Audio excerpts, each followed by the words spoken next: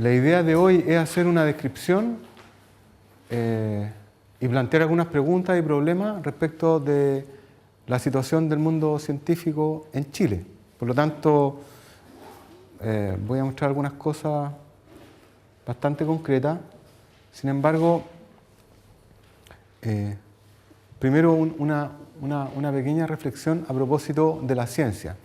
En realidad, la ciencia se origina y se desarrolla en función de tópicos, ¿no es cierto?, que más tarde constituyen o forman disciplinas. Y traté de buscar por algún medio y aparentemente no hay ninguna disciplina que haya surgido en América Latina y en Chile tampoco, ¿no? Y eso es complicado porque de alguna forma ya te pinta un cuadro o un diagnóstico. Puedo estar equivocado, pero en una primera búsqueda aparentemente es así. Ahora, ¿cuándo se desarrollan o nacen las disciplinas? Cuando hay personas que están interesados por alguna idea nueva, pero no solamente por su contenido, sino que también por la posibilidad que estas ideas, ¿no es cierto?, se transformen en algún vehículo de, por ejemplo, un oficio, una profesión o una actividad, ya sea económica, política o de otro tipo. Entonces, habitualmente las disciplinas, ¿no?, nacen por una parte, por una conjunción que tiene que ver con ideas y nuevos roles profesionales, ¿no? Entonces, hay hibridaciones que son de ideas por una parte y también de roles, ciertos oficios que se transforman o se transmutan y por lo tanto requieren, por ejemplo, el uso o el desarrollo de nuevos métodos, nuevas ideas, nuevas teorías y por lo tanto nuevas formas de interactuar con la realidad o con la naturaleza, ¿no? Ahí yo di algunos ejemplos. Les voy a mostrar acá un esquema muy rápido, por ejemplo, de la visualización cienciométrica, ¿no?, a partir de un procedimiento de linkear influencia de la sociología de la ciencia, la disciplina que yo cultivo, ¿no? El puntito de arriba, de 1960, es un artículo muy famoso de Robert Merton sobre sociología de la ciencia. Y ustedes pueden ver, ¿no?, todas las, entre comillas, las cascadas, digamos, que ese paper generó, ¿no?, en distintos autores de distintas revistas. Al final de cada una de estas cascadas hay un numerito que es como el número de citas que acumuló ese paper al final de la cascada.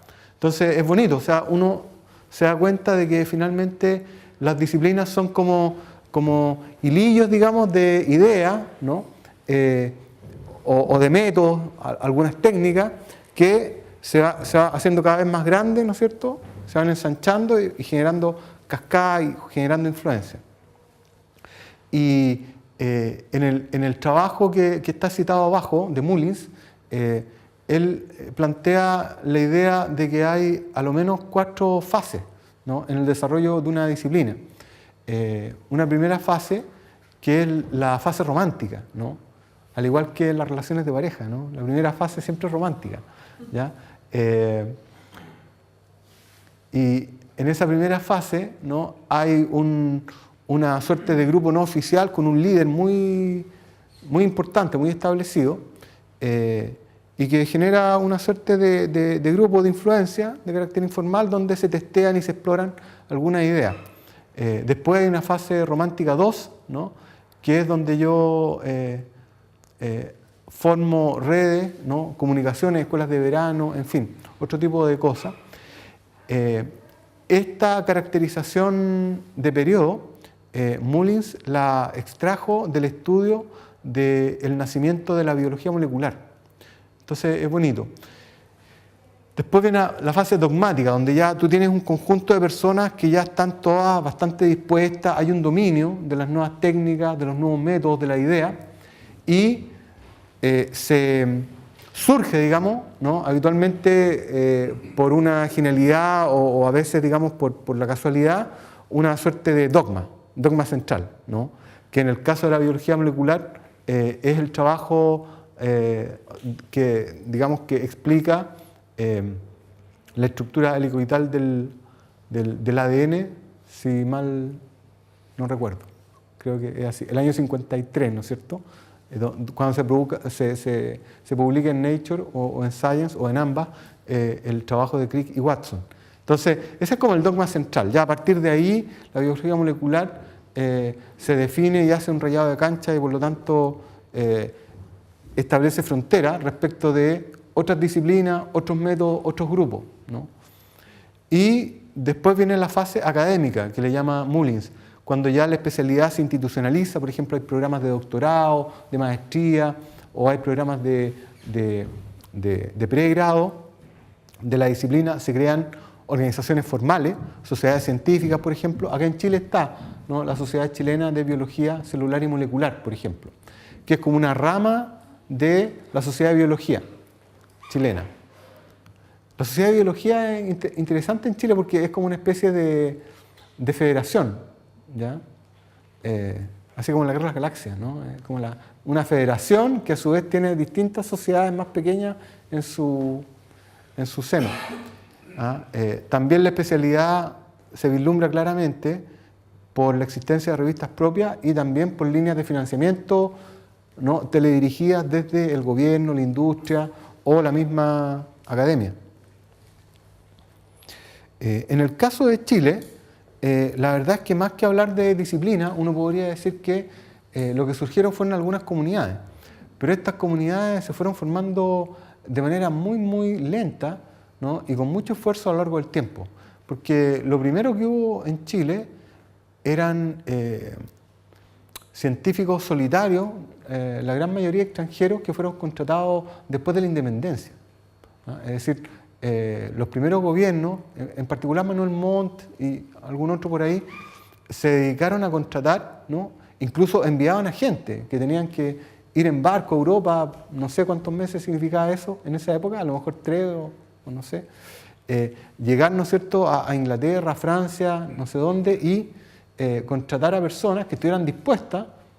Es como si ustedes le ofrecieran hoy en día un trabajo en la Antártida o en la Luna, ¿no? Una cosa, digamos, muy, muy exótica, ¿no? Entonces, eran pagados por los gobiernos. Yo me imagino que les pagaban bastante bien.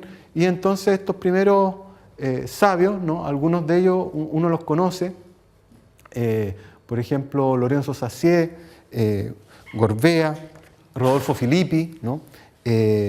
Todos estos sabios, casi todos después fueron decanos de la Universidad de Chile, fueron personas muy, muy relevantes, ¿no? Todos conocen el trabajo de Filippi como naturalista, ¿no?, de Gorbea en matemática y de Sassier en medicina.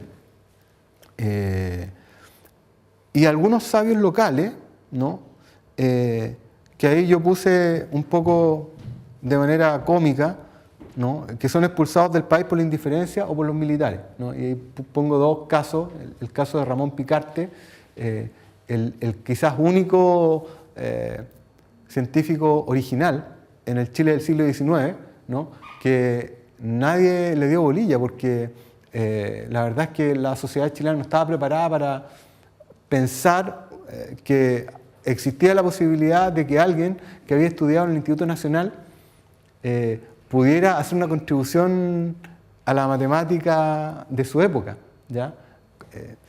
Y el caso de Arturo Arias, ¿no?, un gran mecánico, ingeniero mecánico de la Chile, que inventó un indicador en sismología que se llama la intensidad de Arias y que fue expulsado por los militares después de muchos años de hostigamiento, ¿no?, en la década del 70. Entonces, digamos, quizás tanto Picarte como Arias son los únicos científicos chilenos formados íntegramente en Chile que son capaces de hacer una contribución a la ciencia universal, ¿ya? Uno en el siglo XIX, el otro en el siglo XX, y de ahí ya las cosas son un poquito más difusas, a pesar de que hay algunos ejemplos. Esta primera fase yo la llamo tipo Robinson Crusoe, es decir, personas habitualmente muy autoritarias, ¿no? Quizás digamos con algunos rasgos de lo que eran los hombres de ciencia ilustrados de esa época, un poco neurótico obsesivo y gente, entre comillas, muy estructurada, ¿no? Que lideran, ¿no es cierto?, ciertos grupos de trabajo de manera bastante autoritaria. Después viene la fase que yo llamo de simulacro institucional, que es más o menos de la década del 20 hasta los 60. ¿Qué significa esto? Significa que en aquella época hubo un conjunto de personalidades que dijeron estamos realmente bastante distantes de lo que se está haciendo en términos de funcionamiento universitario en Chile, por lo tanto vamos a ponernos al día. Entonces se pusieron a, por ejemplo, inaugurar departamentos, ¿ya? El departamento de física, el departamento de bioquímica, todos esos departamentos son de esa época. Se generaron nuevos programas, nuevas carreras, ¿no? La misma carrera de bioquímica que fue creada el año 57, creo, en la Facultad de Ciencias Farmacéuticas de la Chile, etc. Y hay ahí un par de personas que tienen mucho entusiasmo, algunos de ellos son intelectuales y otros son, como quien dice, lobistas. Hoy en día diríamos que son lobistas, es decir, son personas como Jorge Sabato, ¿no es cierto?, que insiste hasta que crea la Comisión de Energía Atómica en la Argentina. Acá el caso aparentemente es el de Juan Gómez Milla, que insiste hasta que finalmente logra la creación de varios departamentos, la creación del primer centro de investigación en física nuclear en Chile y también la Facultad de Ciencias, que se inaugura, me parece que en el año 65. Sin embargo, hay otros documentos, yo no los traje ahora, se me olvidó desafortunadamente, donde Juan Gómez Milla no es tan optimista, ¿no? En términos de esta labor y esta tarea, digamos, de formar departamentos y facultades nuevas. Cruz Coque, ¿no? Eduardo Cruz Coque, que como digamos, médico, fundó la Sociedad Chilena de Biología, ¿ya? La sociedad científica, creo que es la más antigua que tiene el país. Igor Saavedra, que a su vuelta de estudiar en Cambridge física, con, ¿cómo se llama el premio Nobel? El único premio Nobel de física del tercer mundo, creo que pakistaní o hindú, ¿no? Salam Adus, él. Y bueno, Saavedra fue una persona importante, más que nada quizás por querer imponer un estilo en la Facultad de Física y Matemática de la Chile, tarea en la cual no tuvo ningún éxito, porque siempre fue caracterizado como un matón intelectual, cuando en realidad lo único que hacía Saavedra era preguntarle a la gente, bueno, ¿y qué está haciendo? ¿Qué está trabajando? ¿Cuáles son tus temas? ¿Cuál fue la última publicación? Y ya la gente ya se sentía, ¿cómo se dice?, insegura, despreciada, entonces lo trataban a él de matón intelectual. Ese tipo de situaciones se vivían en esa época, ¿no? Una época bastante precaria. Y después está la fase de la profesión académica, que yo diría que es una fase que se inicia en los 90 y está todavía en desarrollo, ¿no? Con algunas posibilidades de que se consolide bien y con algunos peligros y algunas debilidades. Pero en esta fase hay comunidades y grupos académicos de investigación. O sea, hay gente que realmente se dedica en serio a la tarea científica, que participa de redes internacionales, que hace aportes a esas redes internacionales, que genera resultados relevantes. Y bueno, una época también donde hay fondos públicos que son por primera vez interesantes.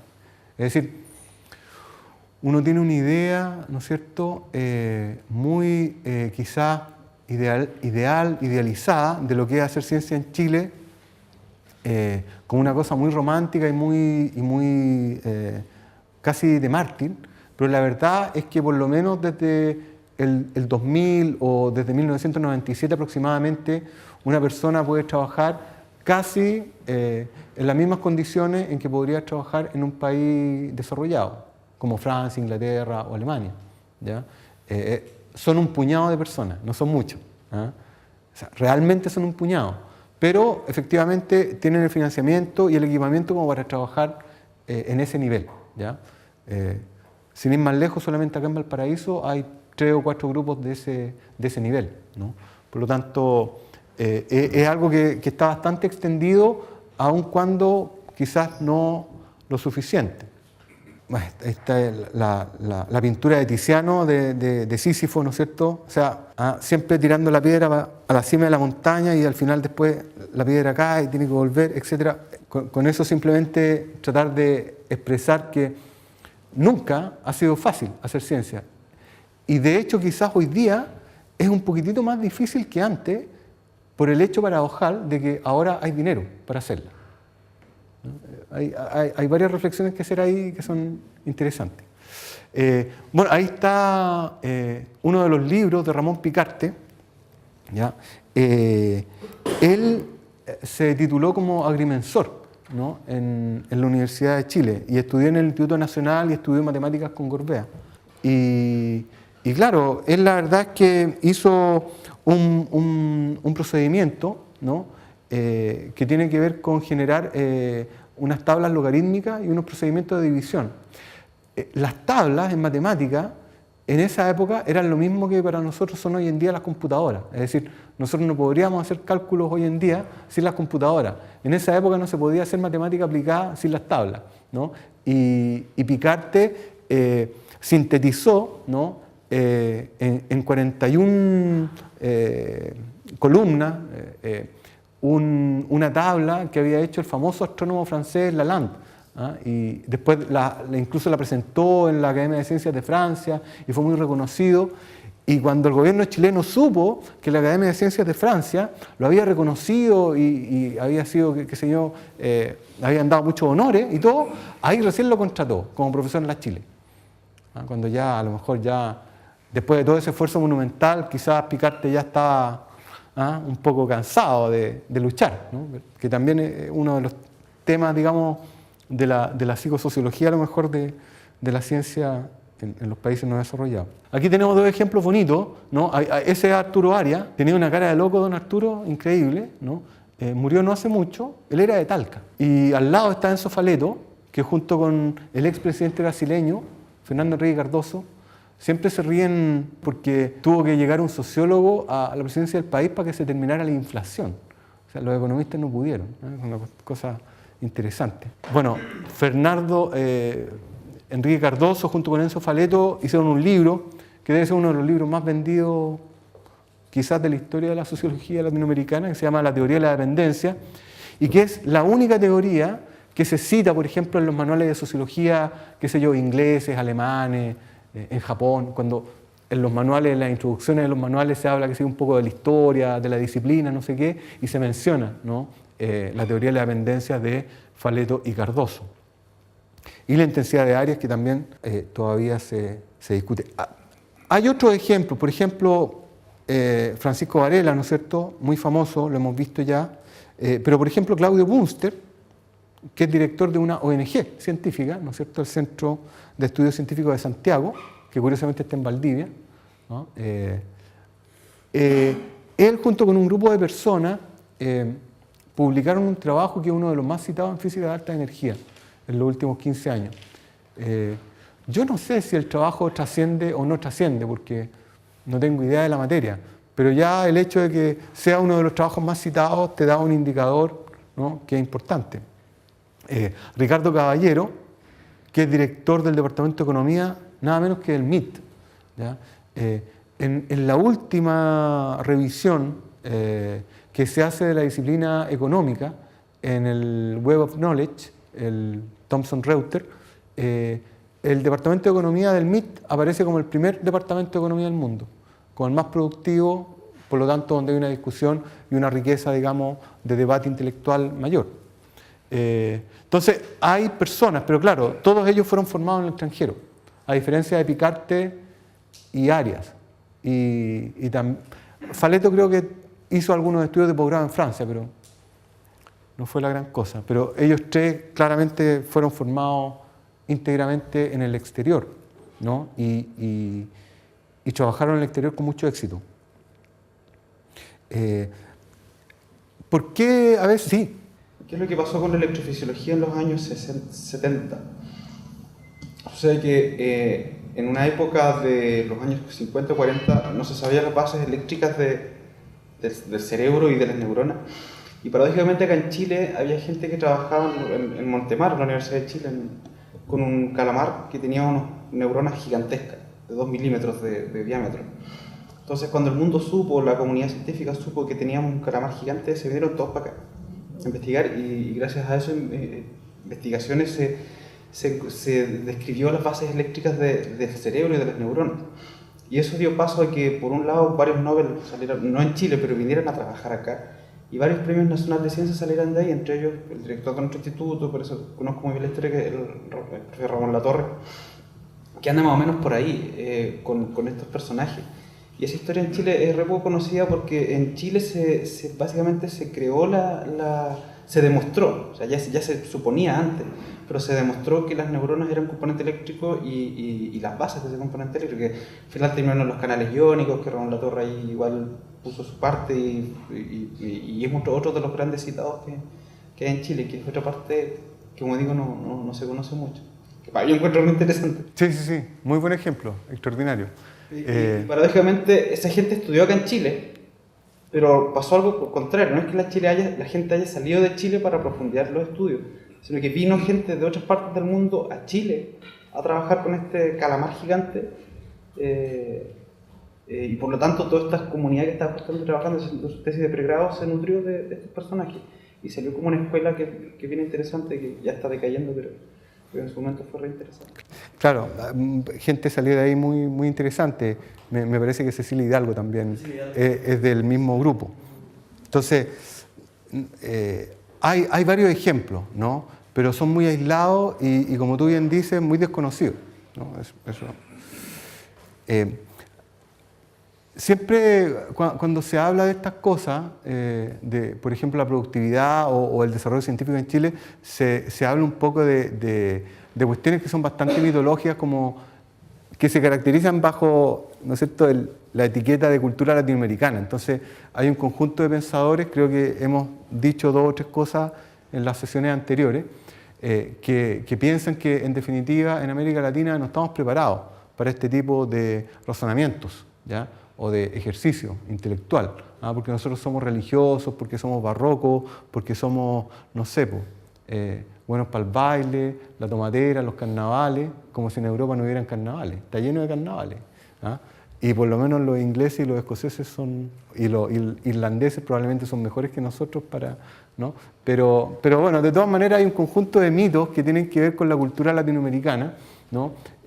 Donde hay mucho eurocentrismo, ¿no es cierto? Y está muy, digamos, afianzada, sobre todo en los departamentos de estudios culturales de la Universidad Norteamericana, esta caracterización como de esta gente tan exótica, ¿no? Entonces, y que en el fondo son cuestiones que se van reproduciendo en la sociedad desde su élite hasta la base y que te van haciendo pensar que en realidad lo de nosotros es la poesía, la literatura, otras cosas. Y como que la sociedad o la cultura latina o chilena no tiene dedos para este piano, ¿ya? Y ese tipo de mitos existen y yo creo que claramente ahí hay un obstáculo, en términos de que yo creo que hay que hacer una suerte de reflexión de segundo orden y decir, somos algo más que eso. Es decir, tenemos todos estos ejemplos y si existen estos ejemplos es porque es posible, por lo tanto se pueden multiplicar. Es decir, mi destino no es ser un bailarín o un ignorante o un trabajador flojito, no. O sea, pueden haber otros destinos posibles, ¿no? En términos de lo que es la comunicación, la difusión pública de la ciencia, la divulgación, lo que conversábamos la otra vez, yo creo que ahí hay un componente importante. Hay un escenario nuevo que ya se habla tanta tontería respecto de los principales componentes, rasgos que quizás no valgan ni la pena, pero sí hay una cosa que es interesante que tiene que ver con la simbiosis entre la universidad y el mercado, ¿ya? En Chile por lo menos. En los últimos 30 años, digamos, todo el sistema universitario se privatizó, ¿ya? Quizá el 2011, porque simbólicamente era interesante y tenía sentido, se hablaba de la defensa de las universidades públicas, pero en realidad no existen las universidades públicas en Chile. Todas las universidades son privadas, ¿no? La Universidad de Chile recibe prácticamente el 30% o menos de su financiamiento total del Estado. El 70% restante se lo autofinancia, etc., ¿no? Tiene que ver con este esquema neoliberal del rol subsidiario del Estado al conjunto de las actividades estratégicas del país. Por lo tanto, la fragmentación de la Universidad de Chile, la Universidad Técnica, ¿no? Esta orientación al autofinanciamiento, todo eso son elementos muy nuevos que te generan lo que conversábamos, me parece, en otra sesión, que es como este régimen de administración de la ciencia en una era neoliberal, ¿no? Y eso tiene un conjunto de virtudes, pero también tiene un conjunto de peligros que son muy importantes. Quizás la única virtud que tiene el régimen de administración neoliberal de la ciencia es que haría posible un vínculo más directo, estrecho, ¿no es cierto?, entre lo que es la actividad científica y el mundo empresarial, para generar innovación. Pero como el sistema de las universidades estatales tiene un mecanismo, digamos, de funcionamiento jurídico que es extraordinariamente complejo y rígido, entonces ese vínculo entre la universidad y el mundo empresarial es muy débil, ¿no? Porque los empresarios no tienen tiempo para soportar el proceso burocrático de la universidad. Y la universidad no tiene la agilidad para responder a los tiempos de la empresa. Entonces ahí hay una cosa complicada.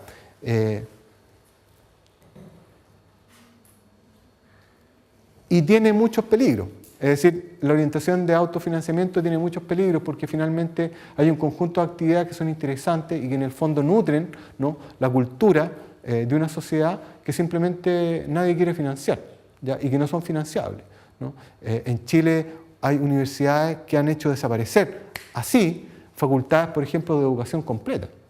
Uno de los casos es la Universidad de Talca, ¿no? En fin. Entonces, está esa dificultad.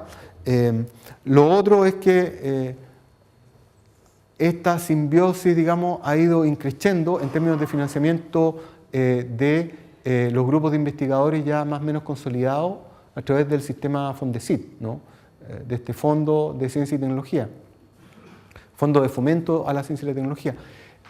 Este fondo que nació el año 67 y que se asignaba prácticamente a dedo, ¿no?, el director ejecutivo, ¿no?, de Fondesit de esa época, ¿no?, llamaba a los investigadores, varios de ellos todavía activos, como Jorge Allende, por ejemplo, y otros más, y les decía, dígame qué necesita, qué sé yo, para darle algún subsidio, para que usted compre algunos equipamientos, etc. Eso se rompe cuando llegan los militares y después los mismos militares se dan cuenta que tienen que hacer algo en este tema porque está absolutamente votado y le hacen el reset a Fondesit el año 82, pero con cantidades de dinero muy mínimas. Hoy en día las cantidades son bastante interesantes, realmente son buenas. Entonces, antes, cuando se resetea el sistema, el año 82, probablemente la tasa de aprobación era, no sé, del orden de 1 cada 10 o más proyectos se aprobaba. Hoy en día la tasa de aprobación es bastante, digamos, es casi chistosa porque casi se volvió al esquema original. Es decir, hoy en día de 2 proyectos se financia 1. Entonces, realmente las personas que dicen por ahí que no hay fondos para investigar, a lo mejor lo que están diciendo es yo no quiero participar, ¿ah?, o yo no quiero competir, pero la verdad es que hay posibilidades en todas las disciplinas. Y lo otro, un mercado de conocimiento, es decir, hay todo un sistema, ¿no es cierto?, así como las empresas reclutan, ¿no es cierto?, y le levantan unas a otras a sus ejecutivos, las universidades también reclutan, ¿no es cierto?, levantan, entre comillas, cerebros o personalidades, ¿no?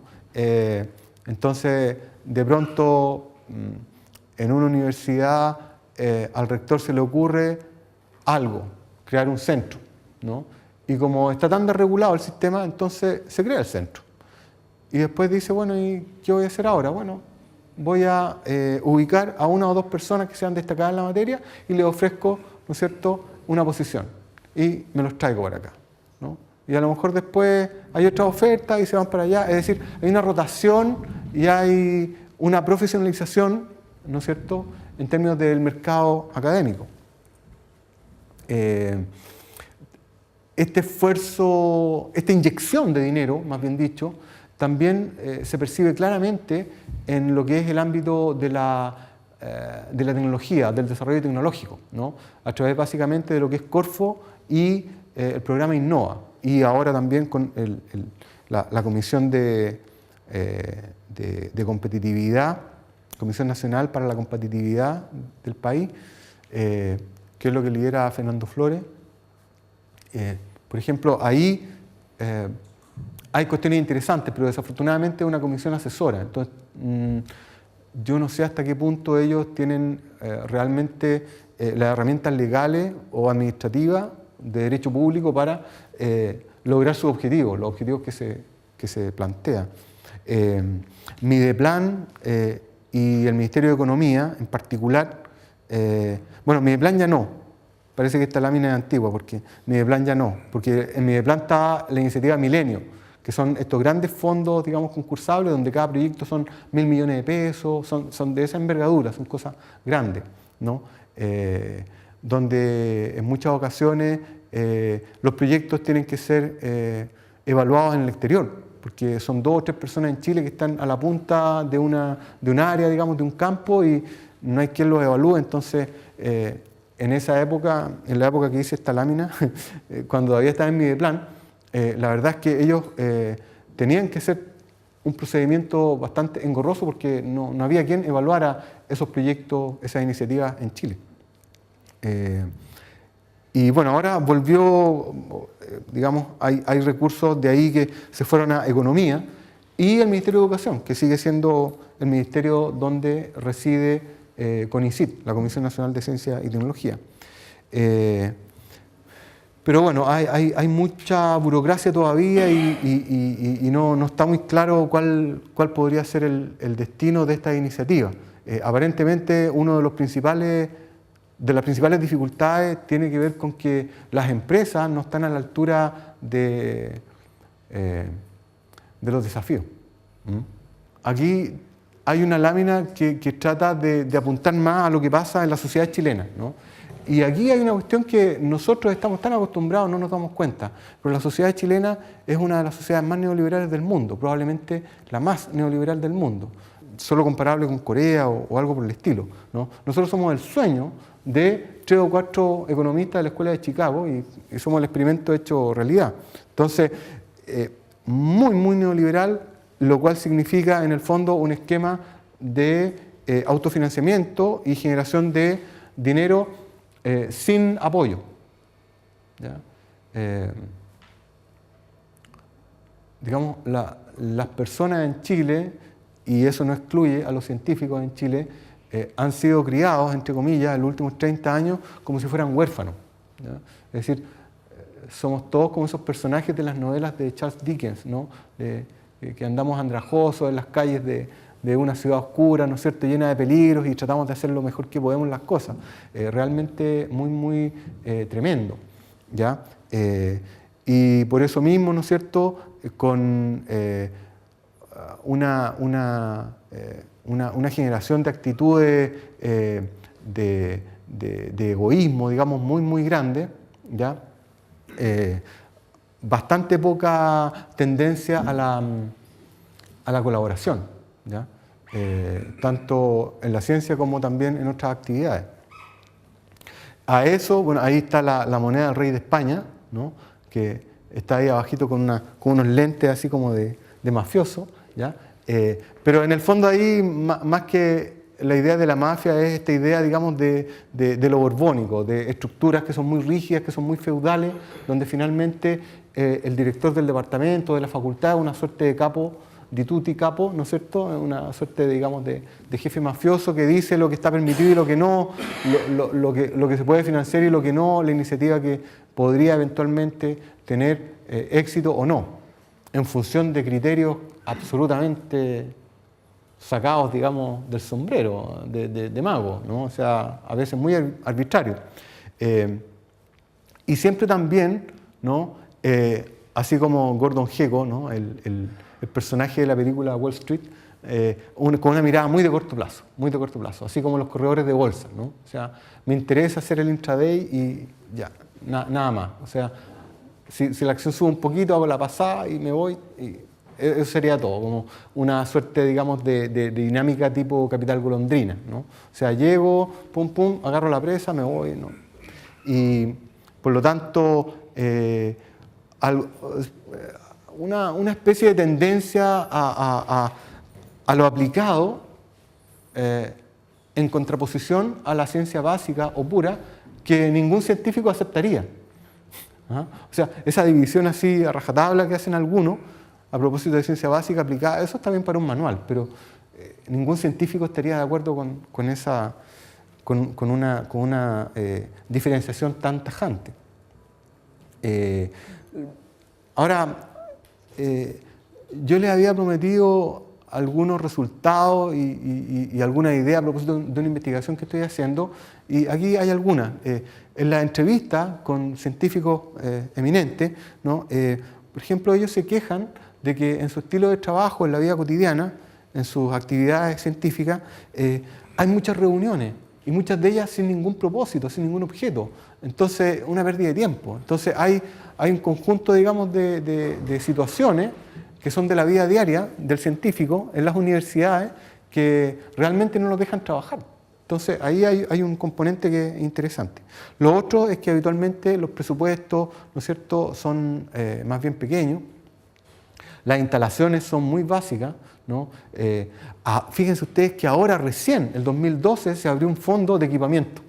Es decir, solamente proyectos que lo que te buscan es financiar equipos costosos, a veces unas máquinas o maquinotas de 400, 500 millones de pesos, entonces, y nadie tenía la posibilidad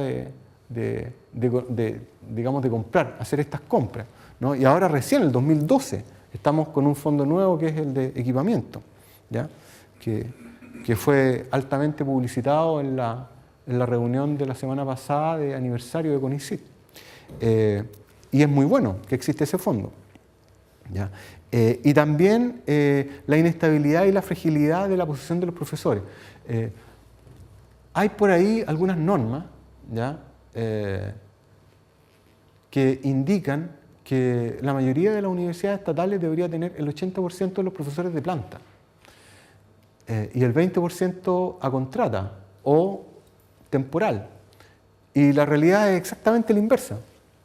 Es decir, el 20% o algo más son profesores de planta y el 80% son todos profesores a contrata. Entonces, la persona que quiere hacer una carrera académica se encuentra con esta estructura, digamos, de contrato, con estas situaciones contractuales, donde en definitiva, claro, pueden pasar 10, 15, 20 años, ¿no? Y tú sigues en un régimen de contrato donde te renuevan anualmente. Y la pregunta que uno se hace es, ¿qué tipo de lealtad puede generar un contrato de ese tipo? Es decir, más encima si nosotros unimos esto al hecho de que la sociedad es neoliberal y la persona está acostumbrada a rascarse con sus propias uñas, entonces la ecuación queda hecha, digamos. Es decir, en general, ¿no es cierto?, las comunidades académicas o de profesores, de catedráticos, no tienen una fuerte lealtad institucional. Hay mucho discurso, pero son discursos casi del miedo, en el sentido de no vaya a ser que los colegas o las autoridades piensen que yo no soy suficientemente leal. Entonces yo me sumo a los discursos, ¿no es cierto?, que tienen que ver con la defensa de la universidad, con, qué sé yo, la armonía institucional, etcétera, etcétera. Un conjunto, digamos, de entelequias que a veces no se corresponden con la realidad. Entonces, mucha frustración. Esto es algo interesante. El año 2009, el Programa de las Naciones Unidas para el Desarrollo sacó un informe que se llamaba algo así como los estilos de trabajo en Chile, cómo la gente trabaja en Chile. Y ellos, después de analizar muchos espacios sociales, llegaron a una conclusión analítica, que es la siguiente. Dicen, mire, si yo veo los espacios laborales en términos de oportunidades sociales y pocas oportunidades, y en términos de las capacidades de las personas que trabajan en esos espacios sociales, en términos de grupos de personas con muchas capacidades y grupos de personas con pocas capacidades, yo me doy cuenta que hay básicamente 7 formas de trabajar en Chile. ¿Ah? Como son esquemas, son simplificaciones de la realidad, pero te dan una idea más o menos de cómo podría ser. Y bueno, hay algunas situaciones, como por ejemplo la adopción resistida, que es el caso de cuando hay oportunidades, pero como la gente no tiene muchas capacidades, entonces dice, bueno, sí, pero pucha, y como que se trata de adaptar un poco, pero siempre muy lentamente, con muchos condicionantes, entonces, y finalmente eso da un resultado en términos de output muy bajo, pobre. Hay otras situaciones donde hay oportunidades y donde hay capacidad, entonces la gente dice, ya, aquí vamos todos a ganar, digamos, este espacio, vamos todos a desarrollarnos y hacer grandes cosas para que en conjunto, ¿no es cierto?, salgamos adelante y mejoremos muchas cosas. Y hay otros casos donde hay acuerdos de mínimo, ¿no? Es decir, uno sabe que la situación que está viviendo es muy mediocre, ¿no? Es muy precaria, tiene pocas posibilidades y las capacidades son muy pocas, entonces la gente dice, mira, mejor, mira, hagamos lo mínimo, ¿ah? No hagamos más. Y así hay muchas otras situaciones, ustedes pueden bajar el informe de la página web del PNUD Chile. Nosotros tratamos de indagar qué pasaba con este esquema en los grupos científicos. Y la verdad, hay mucho de todo. Uno, quizás desde una visión optimista, esperaba que, como la mayoría de las personas a las cuales le hicimos una encuesta electrónica son personas interesantes que hacen trabajo intelectual y que tienen alguna productividad y tienen una, podríamos decir, rutina de investigación, podrían estar a lo mejor en las categorías positivas de adaptación proyectiva o negociación habilitante. Y bueno, hay muchos grupos que sí las hay, pero cuando uno mira el conjunto de los datos, yo no quise mostrar ningún gráfico, porque estamos recién explorando los datos y la verdad hubiera sido como un poco irresponsable. Pero lo que vimos es que un primer dibujo es todo muy confuso. Es decir, habría que ver, por ejemplo, se sospecha que a lo mejor en regiones puede ser distinto que en Santiago. Se sospecha que en personas más jóvenes puede ser distinta que en grupos de personas cuyos promedios de edad sean más... pero es muy confuso. ¿Ah? La verdad, nosotros esperábamos encontrarnos con una situación, entre comillas, diáfana, como positiva. Porque claro, uno es muy ingenuo y uno siempre tiene como una mirada optimista. Pero no, es bastante confuso, ¿ah? Pero no hay muchos datos claros. Pero antes de pasar a esta, decirles también otra idea interesante. Uno habitualmente, y nosotros esperábamos encontrarnos con algo así como una suerte de secuencia, es decir, la persona tiene un doctorado, publica, pasa un tiempo, publica, y después pasa otro tiempo y gana un Fondesit, o algún grant de otro tipo, algún subsidio de otro tipo. Y la verdad es que los datos, también preliminarmente, lo que nos indican como hipótesis, como la hipótesis más plausible, es que todo se da más o menos al mismo tiempo. Es decir, las personas se doctoran, publican y generan su primer Fondesit de iniciación en un periodo de tiempo muy breve, a veces 1 o 2 años. Y eso es interesante, porque en el fondo también te dice otra cosa. Te podría estar indicando lo siguiente. Pongamos todo el financiamiento ahí. Es decir, ¿para qué vamos a perder el dinero? Si esta persona se doctoró hace 10 años, si no ha ganado muchos subsidios, si ha publicado poco, ¿qué caso tiene? Entonces, pongamos, ¿no?, toda la carne en la parrilla de la juventud. Entonces, ¡pah! Uno podría plantear esa idea quizás, como idea de política, ¿no? En el sentido de que los datos demuestran que las personas están como en una suerte de peak, digamos, creativo, en un periodo de tiempo muy breve, donde se están terminando de doctorar o se doctoran, están publicando su primer ISI y están a lo mejor postulando, compitiendo por su primer subsidio. Entonces, a lo mejor ahí hay que... Y ese grupo de personas es el más numeroso. Lo otro que es muy importante y que tiene que ver precisamente con la discusión que hacíamos de Ramón Picarte, Arias, ¿no es cierto?, etcétera, que es que la ciencia requiere, ¿no?, así como Kant, ¿no es cierto?, hablaba de que la ilustración en el fondo es la etapa en la cual la historia de la humanidad pasa a su adultez, ¿no? Es decir, pasa de ser niño a ser adulto, a pensar por sí mismo. Bueno, la ciencia es exactamente eso. Y por lo tanto tú, para hacer ciencia, requieres, ¿no es cierto?, un país, una cultura, un conjunto de actitudes psicosociales que sean propias. Tú requieres una postura personal, pensar por ti mismo. Y eso precisamente es lo que el colonialismo ha impedido a lo largo de la historia a las culturas y las sociedades, entre comillas, oprimidas, como de América Latina, África y muchas partes de Asia. Entonces, ahí hay una cuestión interesante que no ha sido muy discutida, ¿ya? Digamos, los intelectuales africanos sí, pero los intelectuales latinoamericanos han discutido poco este tema, el tema del colonialismo. Quizás porque nosotros somos, entre comillas, falsamente independientes hace mucho rato, ¿no? O sea, llevamos 200 años de una pseudo-independencia o autonomía, digamos, política, económica y cultural, pero la verdad es que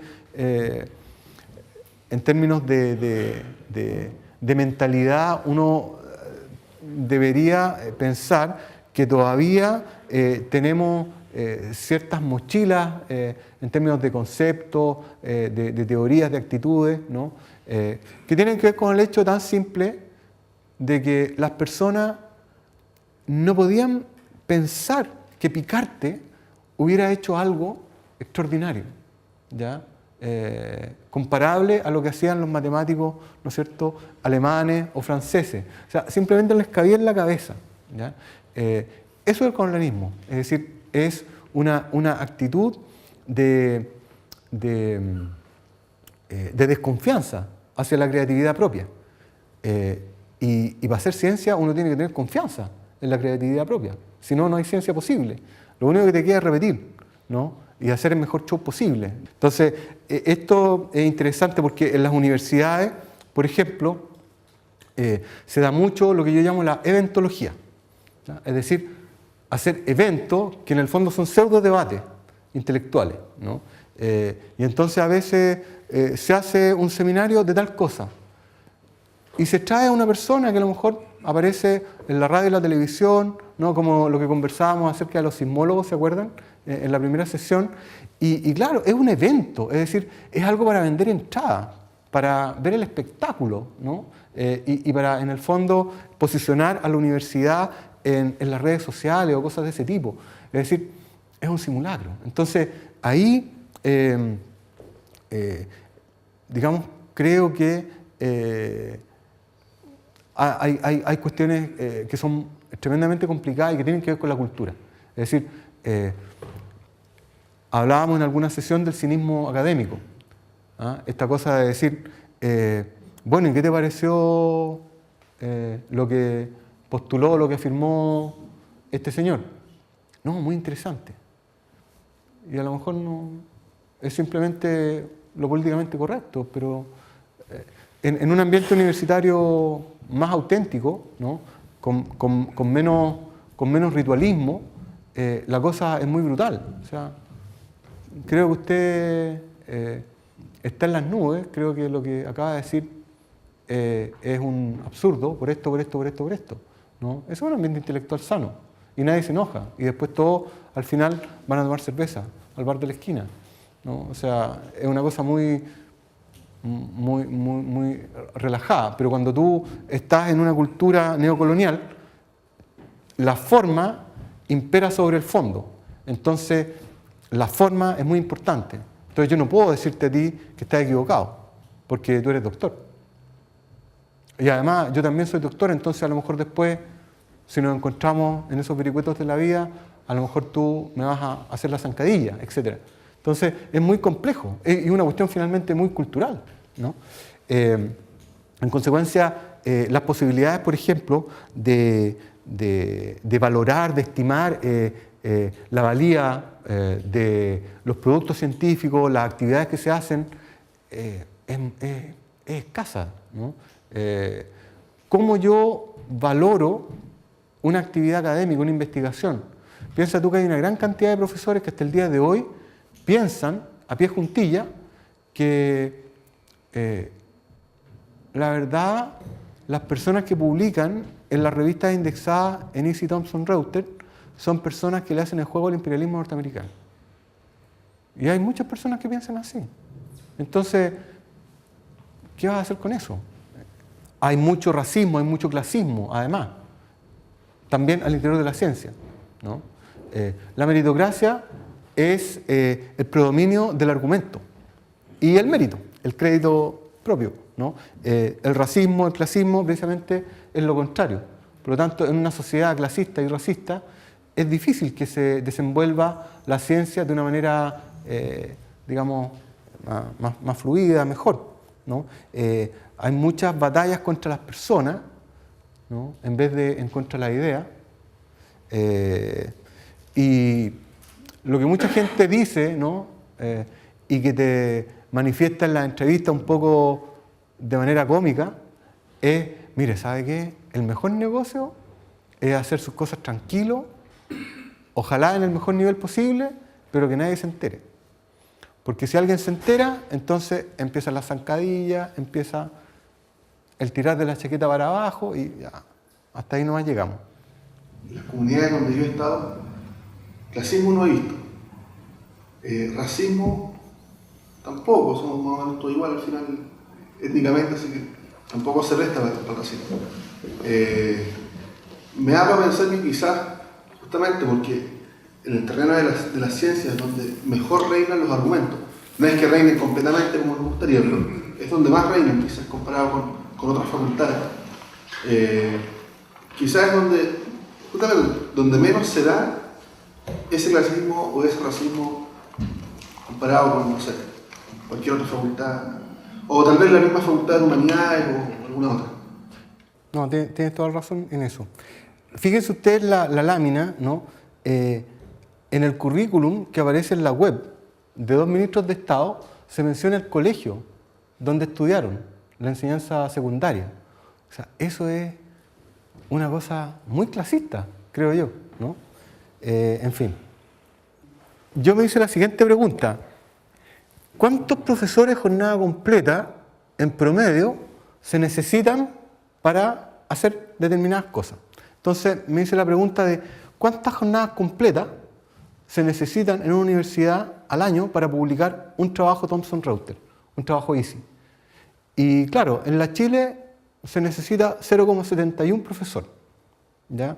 En la Austral 1,38, qué sé yo, en la Católica de Santiago 0,97 y así, ¿no? Hay casos, ¿no es cierto?, más complejos, como la Adolfo Ibáñez, que necesita 32 profesores jornada completa para publicar un trabajo Easy, ¿no? O 54, como la Universidad de Santo Tomás. En fin. La Universidad de Valparaíso, por ejemplo, requiere 4,28 profesores. La USACH, un profesor y medio, etc., ¿no? Ahora, claro, uno podría decir, pero usted está mal juzgando la misión institucional de la universidad porque la Santo Tomás no está dedicada a la investigación. Y es cierto, ¿no?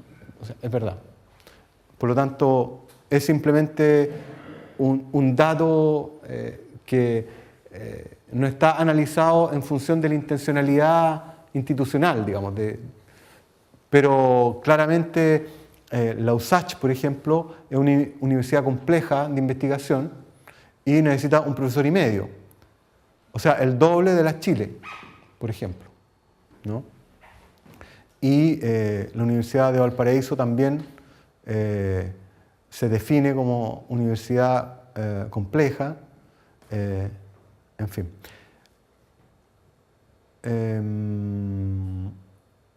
Y en la otra columna, en el lado derecho, me hice la pregunta de cuántas jornadas completas,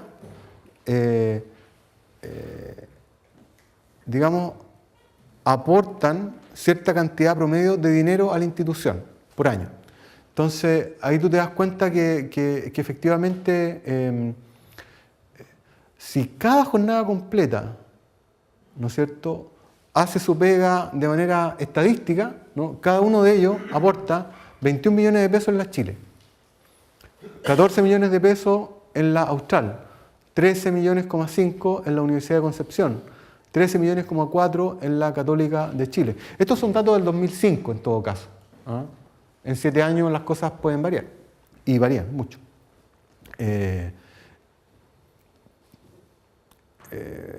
Y claro, la Universidad de Atacama, 330.000 pesos, ¿no es cierto? En la Santo Tomás, 60.000 pesos, ¿no? Eso es lo que aporta en términos de proyectos, ¿no? No solamente de investigación, sino que también de transferencia tecnológica, etc. Es decir, todo el paquete considerado, ¿no?, de acuerdo a las informaciones de los rankings convencionales que hay en Chile. Esto es interesante porque te dice muchas cosas. Creo que hay, por ejemplo, una realidad que es la de la Chile, que se escapa un poco a las realidades de las otras universidades, ¿no? Pero es interesante constatar que hay varias privadas. Cuando digo privadas no me refiero a la Federico Santa María o a la Universidad de Concepción, sino que a las privadas, digamos, nuevas, ¿no?, que también tienen una actividad, la Andrés Bello, en fin, otras.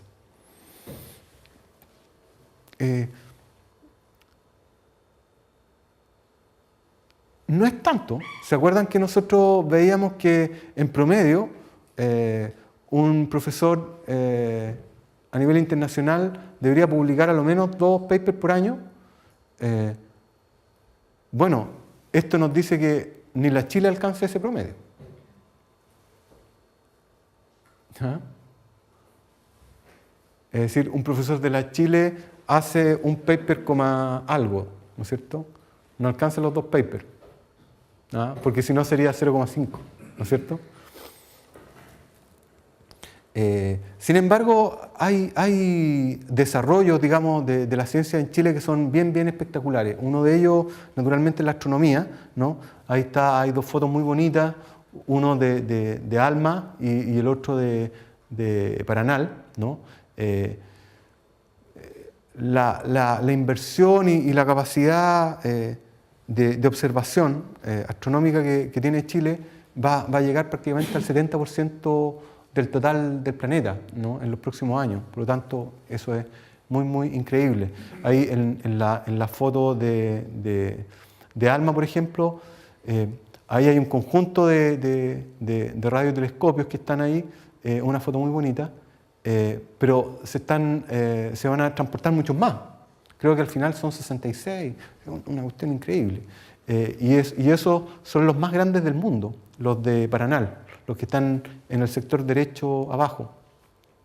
Y por otro lado, ahora, es interesante el caso de la astronomía porque la astronomía fue como un regalo, ¿tá? Literalmente un regalo del cielo.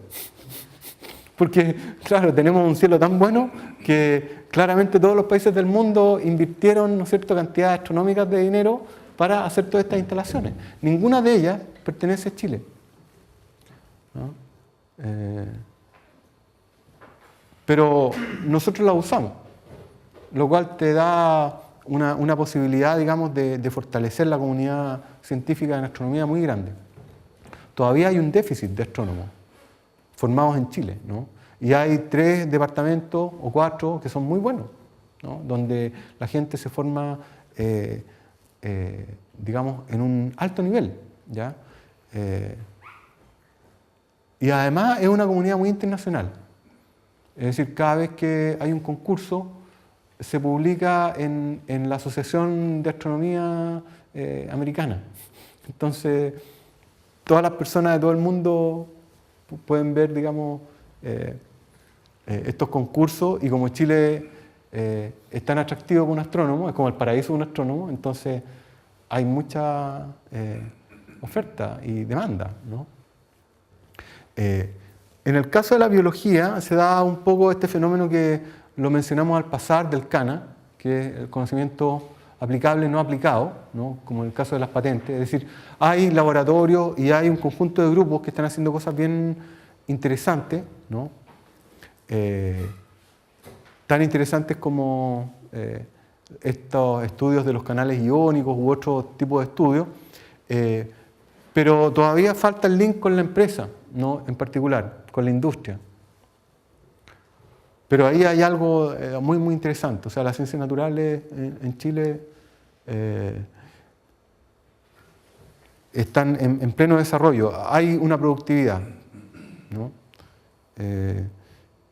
Pero esta productividad tiene sus bemoles, digamos, ¿no? La astronomía en especial ha sido usada por los últimos 3 gobiernos, o 4, como casi una carta de presentación, como una suerte de insumo diplomático, ¿no? Lo cual no tiene nada de malo, ¿no? Pero también te dice que, bueno, que finalmente estamos en el mismo esquema mental de lo que es, digamos, la ventaja comparativa, que en el fondo el pensamiento económico del siglo XIX, ¿no? Es decir, tenemos cielo, y por eso entonces le sacamos partido, ¿no? En el caso de las ciencias sociales la situación es un poco más dramática, aunque se ha, yo diría, desarrollado mucho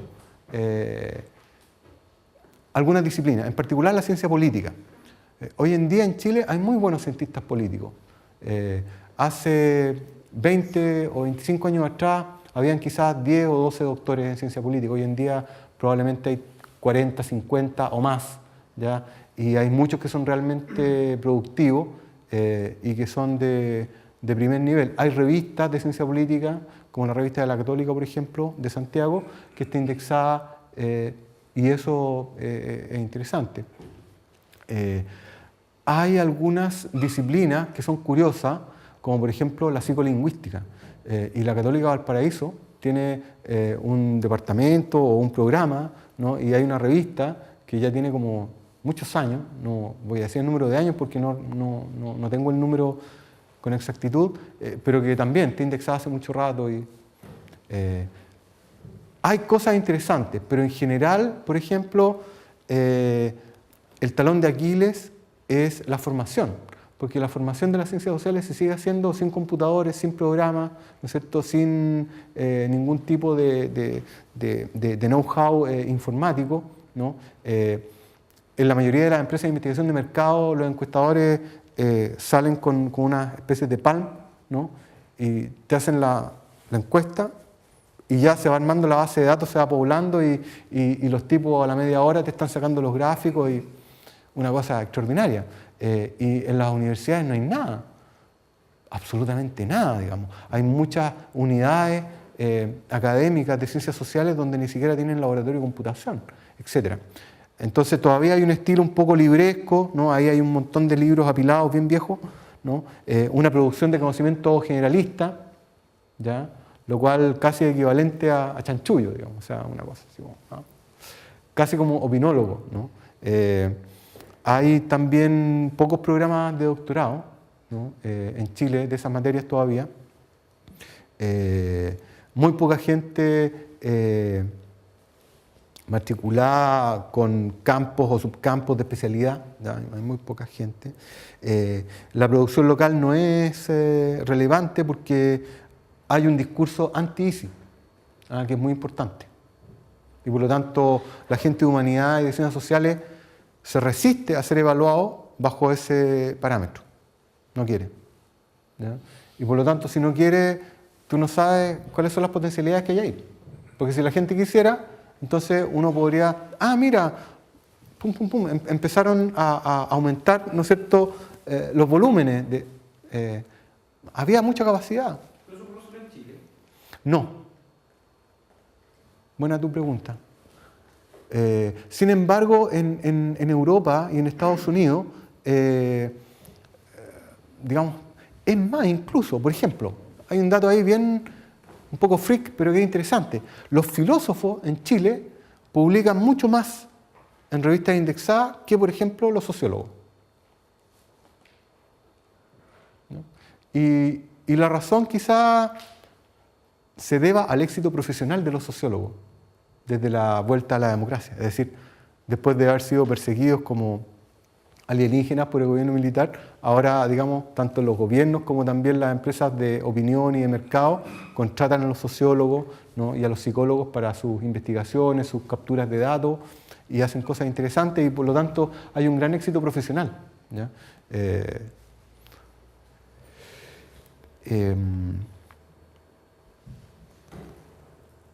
Pero claro, desafortunadamente cuando tú haces investigación corporativa, el secreto de los datos, ¿no es cierto?, es una condicionante, por lo tanto tampoco tú puedes publicar.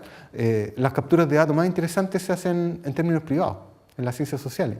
O sea, toda la gente que hace, por ejemplo, estudios de comunicación, hay 3 o 4 grandes empresas, ¿no?, que hacen eso. Toda la gente que hace estudios de opinión y estudios políticos, etc. Y todo eso es entre que privado o público-privado, y a lo mejor no hay tiempo tampoco como para estructurar esa información en términos de un paper convencional, ¿no?, científico, y ahí hay un trabajo importante que valorar. Pero también hay pocos coloquios, poca discusión.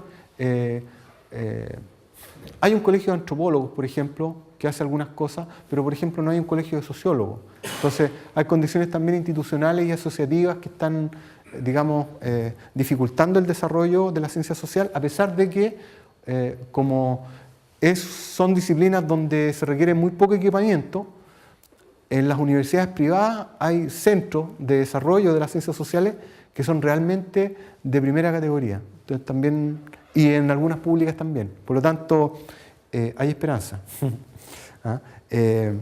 En general, en términos de comunidades científicas, ciertos mecanismos se repiten, ¿no?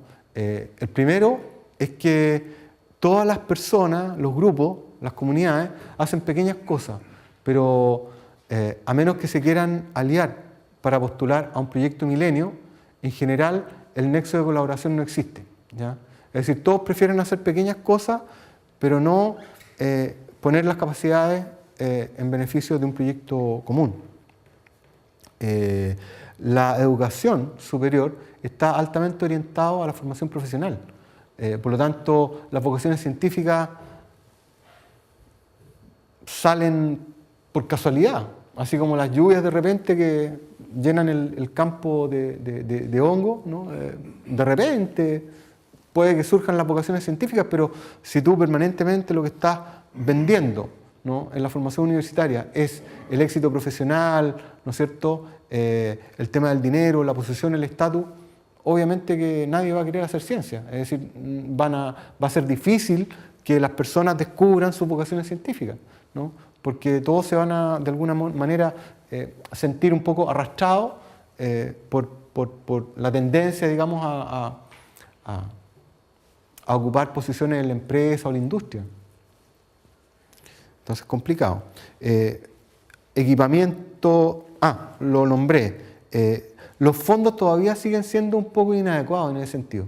Hay algunas universidades estatales que, por ejemplo, han creado mecanismos de incentivo, por ejemplo, para proyectos asociativos. Entonces, por ejemplo, hacen algunos concursos y en vez de asignar dinero individualmente a un investigador responsable, le asignan dinero a un grupo. Entonces son como 2 concursos distintos que hacen. Un concurso para individuos y un concurso para grupos. Y entonces también por ahí hay algunas cuestiones que se están incentivando. pero son precarias. Y finalmente, lo que hemos conversado, como se da una simbiosis importante hoy en día en el mundo científico y cultural entre lo que es el dinero, ¿no es cierto?, y la actividad intelectual propiamente tal, entonces han proliferado mecanismos que son muy bienvenidos, ¿no?, de estímulo e incentivos monetarios, pero no solamente monetarios, sino que también de, por ejemplo,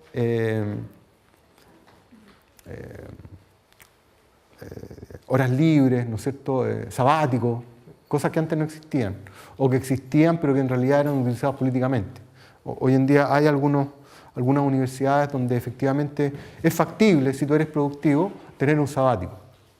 Eso antes era algo impensable, ¿no? Que solamente si eras amigo del presidente o del ministro de Educación podías a lo mejor tener un sabático. Fíjense ustedes que aquí hay un trabajo muy bonito que se hizo acá en el instituto, un estudio de la productividad en física, matemática, biología y química. Y claro, ahí ustedes se pueden dar cuenta que en la figura de la izquierda es la década del 90 y la figura de la derecha es lo que pasa del año 2001 al 2011. Y si ustedes me preguntan cuál es la razón, la verdad no lo sé, pero uno podría plantear como hipótesis de que aquí algo tiene que ver el dinero, algo tiene que ver el que las condiciones políticas y sociales del país cambiaron, ¿no? Es decir, hay mucha gente que volvió a Chile en los últimos 10 años, ¿no? Porque dijeron, bueno, este país va para arriba, por lo tanto es buena idea volver, ¿no? Y a lo mejor ahora viene otra oleada más, porque como Europa está tan mal, entonces ojalá, ¿no?, que sería bueno que volvieran mucho. ¿Cómo? Eso es solamente Valparaíso. Hay otros temas que quizás también ahí hay algo interesante, que es el hecho de que, digamos, el colapso de Santiago también puede haber atraído a Valparaíso algunas capacidades que estaban originalmente instaladas en Santiago. También puede ser. Y esto, que es más interesante, que tiene que ver con los nexos colaborativos, ¿no?, en las 3 universidades locales importantes, ¿no?, Valparaíso, Santa María y Católica Valparaíso, ¿no?, entre sí y también con personas del exterior, tanto nacional como internacional.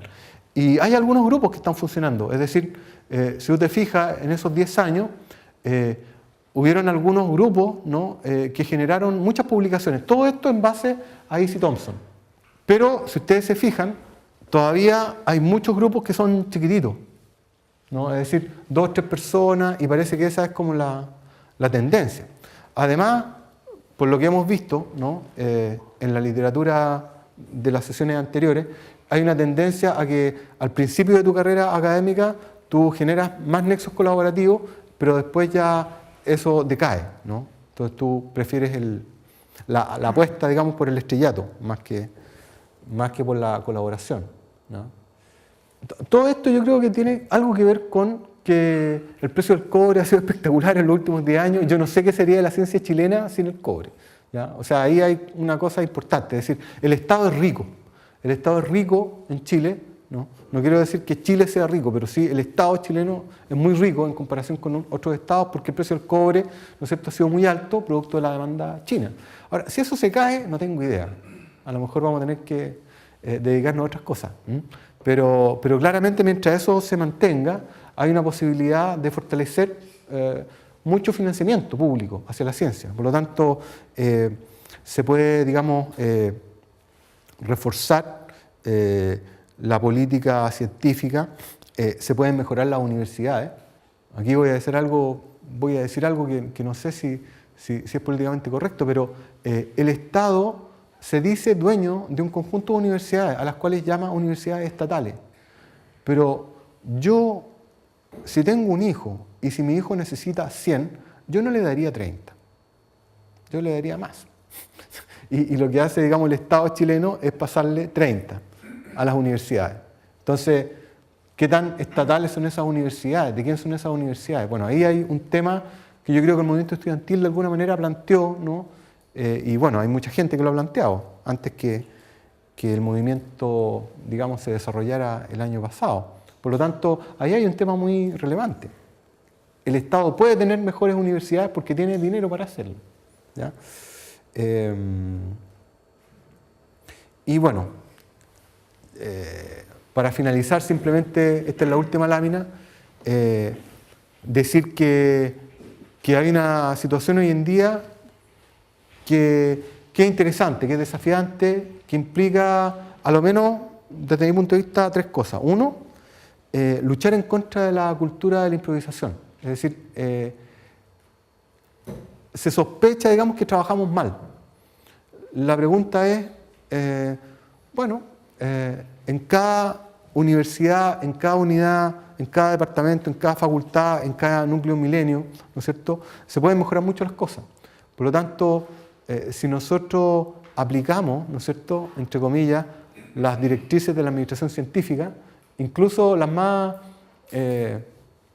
antiguayas, así como a los Ford, ¿no?, uno podría mejorar mucho todos sus procesos institucionales, en fin, organizacionales, y dejar, digamos, que la cultura de la improvisación mande, porque todos los que estamos de alguna manera metidos en el mundo universitario sabemos que uno se entera de las conferencias muy a última hora, te llaman a reuniones de un minuto para otro, etcétera, etcétera. O sea, hay una cultura de la improvisación muy grande. Las páginas web no funcionan, los e-learning tampoco, etcétera. O sea, hay muchas cosas que no funcionan y que podrían funcionar de manera relativamente fácil. Lo otro es institucionalizar la dimensión informal de la ciencia. Es decir, nosotros acá estamos en una instancia, por ejemplo, semiformal, ¿ya? Como este curso termina, podríamos ir a tomar una cerveza, ¿no es cierto? Y a lo mejor, digamos, generar un espacio informal. Faltan muchos más espacios informales, ¿ya?, en la comunidad científica chilena. Yo creo que gran parte de eso se debe a que el neoliberalismo ha impulsado una cultura trabajólica, pero no así una cultura de la efectividad en el trabajo. Entonces, eso es complejo, porque resulta que tú trabajas mucho, pero con eficiencia relativa. Si yo soy una universidad, grande o pequeña, es muy difícil, ¿no?, que yo tenga todas las capacidades en términos de persona, ¿no es cierto?, para dictar el programa. Entonces, lo que hay que hacer es generar alianzas. Aquí puse 2 ejemplos de la quinta región. Uno, el programa de doctorado en física de la Santa María y la Católica Valparaíso, y el programa de neurociencia, que lo hace la Valparaíso con una institución italiana. Es decir, ese tipo de cosas tienen que hacerse, ya sea con aliados locales o internacionales, pero si nosotros esperamos a que nuestras unidades, ¿no es cierto?, nuestras pequeñas universidades hagan programas de doctorado o líneas de investigación de manera propia, estamos condenados al fracaso, porque tiene que pasar muchos años para que la capacidad exista.